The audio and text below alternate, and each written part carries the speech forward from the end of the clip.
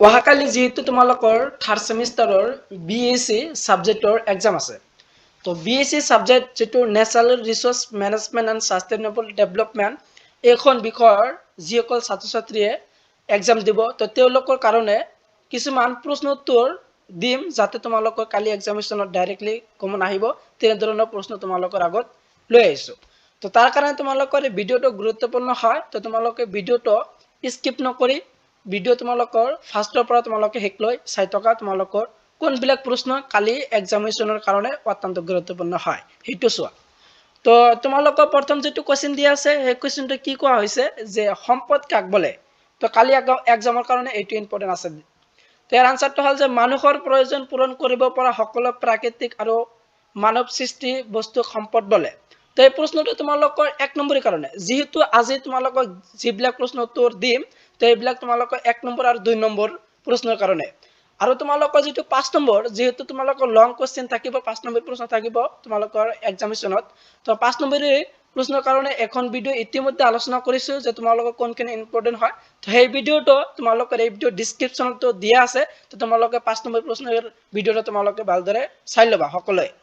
তাৰ পিছত 2 নম্বৰটো প্ৰশ্নটো কোৱা হৈছে যে উত্তৰ পূব ভাৰতত পোৱা যিকোনো এটা অৰণ্যৰ প্ৰকাৰ উল্লেখ কৰা ইয়াৰ উত্তৰটো তোমালোকে চোৱা তো উত্তৰটো যেটো দি আছে যে উষ্ণমণ্ডলীয় চিৰসেউজীয়া অৰণ্য তাৰ পিছত 3 নম্বৰ প্ৰশ্নটো হল যে হালক সংশ্লেষণৰ সময়ত কোনটো গেছ উৎপন্ন হয় অক্সিজেন গেছ উৎপন্ন হয় তাৰ পিছত দি আছে তোমালোকৰ 4 নম্বৰ প্ৰশ্নটো খনিজ সম্পদ বুলিলে কি বুজা তো পৃথিৱীৰ গৰ্ভৰ পৰা প্ৰাকৃতিক অজৈবিক পদাৰ্থসমূহ খনিজ সম্পদ বলে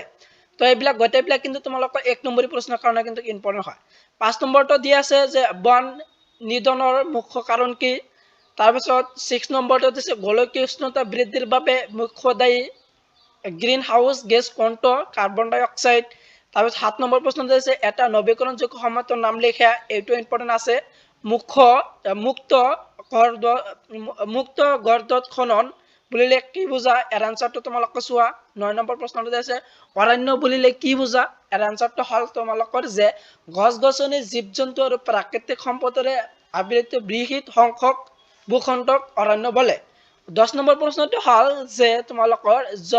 জল জীৱন মিছন কেতিয়া ঘোষণা কৰা হৈছিল এৰ আনসাৰটো হল তোমালোকৰ 2021 চনত 2021 চনত জল জীৱন মিছন ঘোষণা কৰা হৈছিল তাৰ পিছত 11 নম্বৰটো দি আছে ভাৰতত জাবৰ পানী ব্যৱস্থাপনা পদ্ধতি কত পোৱা যায় নাগালেণ্ডত পোৱা যায় এইটো ভেৰি ইম্পৰ্টেন্ট হয় তাৰ পিছত 12 নম্বৰটো দি আছে যে ডং জলসঞ্চন পদ্ধতি পৰম্পৰাগতভাৱে কত ব্যৱহাৰ কৰা হয় অসমত ব্যৱহাৰ কৰা হয় তাৰ পিছত দ্বিতীয় প্ৰশ্নটো হল যে ISFR 2021 অনুসাৰে কোন কোন ভাৰতীয় ৰাজ্যত আটাইতকৈ অধিক অৰণ্য এলেকা আছে মধ্যপ্ৰদেশত আছে তাৰ পিছত দি আছে তোমালোকৰ বহনক্ষম উন্নয়নৰ পিতৃ বুলি কাক কোৱা হয় ভেৰি ইম্পৰ্টেন্ট হয় এৰ আনসাৰটো তোমালোকে চোৱা তাৰ পিছত 15 নম্বৰতে আছে ব্যৱসায়িক ব্যৱহাৰত আটাইতকৈ জনপ্ৰিয় কয়লাৰ প্ৰকাৰ কোনটো হেতু চোৱা শিৱক আন্দোলনৰ নেতা কোন আছিল অত্যন্ত গুৰুত্বপূৰ্ণ প্ৰশ্ন তোমালোকৰ কালি এক্সামিনেশ্যনৰ কাৰণে এইবিলাক তোমালোকৰ যেটো এক নম্বৰী প্ৰশ্ন আৰু তোমালোকৰ দুই নম্বৰ এখিনি দি আছো তো এৰ আনসাৰটো চোৱা 70 নম্বৰটো দি আছে তাৰ পিছত তোমালোকৰ 18 নম্বৰ যেটো প্ৰশ্ন আছে বাখৰ চংগাৰে কৰা টোপাল জলসঞ্চন কত দেখা যায় মেঘালয়ত দেখা যায় তাৰ পিছত তোমালোকৰ 19 নম্বৰ অসমৰ আটাইতকৈ গুৰুত্বপূৰ্ণ খনিজ সম্পদ কি খাৰুৱা তেল এইটো আহিবলৈ বহুত চান্স আছে প্ৰশ্নটো 20 নম্বৰ অসমৰ আটাইতকৈ পুৰণি তেল শোধনাগাৰৰ নামটো কি এইটো ইম্পৰ্টেন্ট আছে ডিগবৈ তেল শোধনাগাৰ হকটো যেটো দি আছে তোমালোকৰ এক নম্বৰৰ প্ৰশ্ন হেকৰ প্ৰশ্নটো হল কি 21 ভাৰতীয় ৰাষ্ট্ৰীয় বন নীতি কেতিয়া গ্ৰহণ কৰা হৈছিল তো 1952 চনত 1988 চনৰ সংশোধন কৰা হৈছিল তো তোমালোকৰ এক নম্বৰী প্ৰশ্নৰ কাৰণে একৰ পৰা যি তোমালোকৰ 21 লৈ যিবিলাক প্ৰশ্ন দি আছে তো গোটেইবিলাক ইম্পৰ্টেন্ট হয় তোমালোকে কালি এক্সামিনেশ্যনৰ কাৰণে এক নম্বৰৰ কাৰণে এইবিলাক শিকিবা এতিয়া আহা তোমালোকৰ দুই নম্বৰৰ কাৰণে তোমালোকৰ কোনখিনি ইম্পৰ্টেন্ট হয় কালি পৰীক্ষাৰ কাৰণে তো দুই নম্বৰৰ কাৰণে কিবা আছে ভাৰতত জল সম্পদ ব্যৱস্থাপনা যিকোনো দুটা বাধা উল্লেখ কৰা জনসংখ্যা বৃদ্ধি পানীৰ অপচয় দূষণ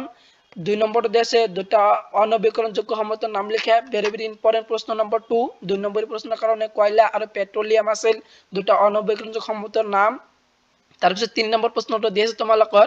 বহনক্ষম উন্নয়ন বুলিলে কি বুজায় এইটো আহিব পাৰে খনিজ সম্পদ সংৰক্ষণৰ কিয় প্ৰয়োজন ইয়াৰ আনসাৰটো হ'ল খনিজ সম্পদ সীমিত হোৱাৰ বাবে আৰু ভৱিষ্যত প্ৰজন্মৰ প্ৰয়োজন পূৰণৰ বাবে ইয়াক সংৰক্ষণ কৰাৰ প্ৰয়োজন অসমত চাৰিখন ৰাষ্ট্ৰীয় উদ্যানৰ নাম লিখা তো ৰাষ্ট্ৰীয় উদ্যান 4খন তো তোমালোকৰ দিয়া আছে চাবা তাৰ পিছত তোমালোকৰ 6 নম্বৰ ভূমি সম্পদ সংৰক্ষণৰ দুটা পৰম্পৰাগত পদ্ধতি লিখা 7 নম্বৰটো দি আছে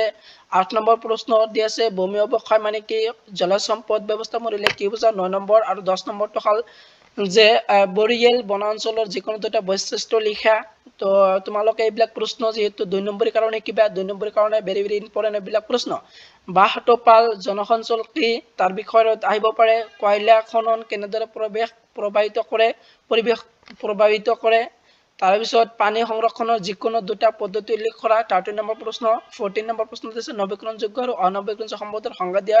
আৰু উদাহৰণসমূহ লিখা ভেৰি ভেৰি ইম্পৰ্টেন্ট প্ৰশ্ন নম্বৰ 14 নম্বৰ 2 নম্বৰৰ কাৰণে এটো আহিবলৈ বহুত চান্স আছে তোমালোকৰ কালি এক্সামছৰ কাৰণে এটো শিকিবা যেটো BSc natural resource management and sustainable development হেখন বিষয়ৰ যেটো আজি যেবিলাক প্ৰশ্ন দি আছো এইবিলাক প্ৰশ্ন 1 নম্বৰ আৰু 2 নম্বৰী প্ৰশ্নৰ কাৰণে আৰু এখন ভিডিও তোমালোকৰ আগত আলোচনা কৰি 5 নম্বৰী প্ৰশ্নৰ কাৰণে এই ভিডিওটো তোমালোকে চাই লবা তাৰ আনসাৰটো দি আছে নৱীকৰণযোগ্য সম্পদ পুনৰ সৃষ্টি হ'ব পৰা সম্পদ যেনে সূৰ্য শক্তি পানী অনৱীকৰণযোগ্য সম্পদ পুনৰ সৃষ্টি নোহোৱা সম্পদ যেনে কয়লা পেট্ৰলিয়াম তাৰ পিছত 15 নম্বৰ দি আছে 16 নম্বৰ তাৰ পিছত তোমালোকৰ 17 নম্বৰ কয়লা আৰু সোণা পাথৰৰ দৰে খনিজ সম্পদৰ প্ৰধান ব্যৱহাৰ কি আছিল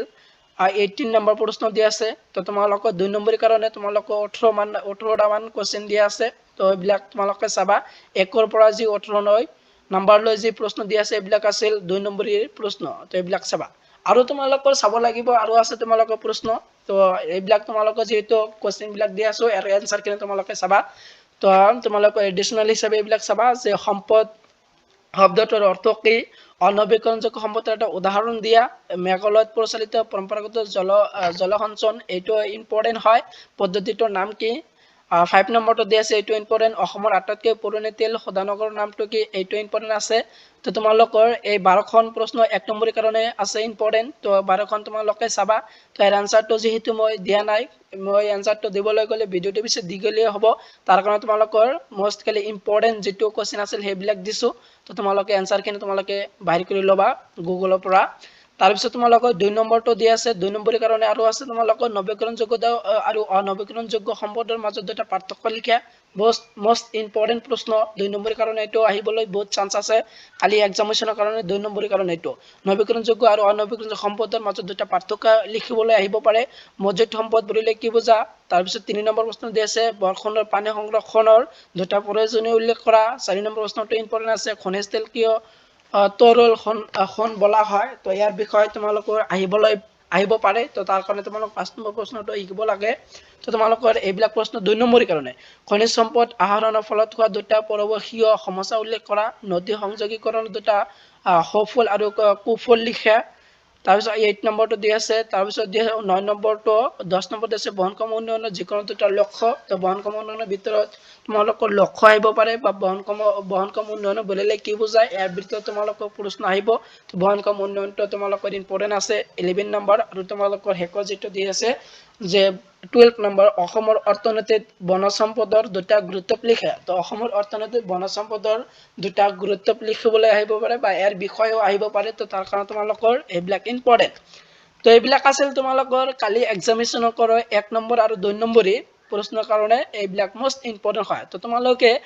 এইবিলাক চালে ইয়াৰ পৰা তোমালোকে কমন পাবা 1 নম্বৰ আৰু 2 নম্বৰ যে প্ৰশ্ন তোমালোকৰ কালি এক্সামত যিবিলাক প্ৰশ্ন আহিব ইয়াৰ পৰা তোমালোকে খাটাং পাবা তো তাৰ কাৰণে তোমালোকৰ এই ভিডিওটো অত্যন্ত গুৰুত্বপূৰ্ণ হয় আৰু তোমালোকৰ যেটো 5 নম্বৰী প্ৰশ্ন আছে তো 5 নম্বৰ প্ৰশ্নটো তোমালোকে চাবা তো তোমালোকে দুটা ভিডিও চালে তো তোমালোকৰ বহুত কমন পাবা তাৰ কাৰণে তোমালোকৰ এইবিলাক ভিডিও অত্যন্ত গুৰুত্বপূৰ্ণ হয় তো ভিডিওটো মানে আছিল ভিডিওটো একলাই চাই থকাৰ বাবে তোমালোকক ধন্যবাদ জনাও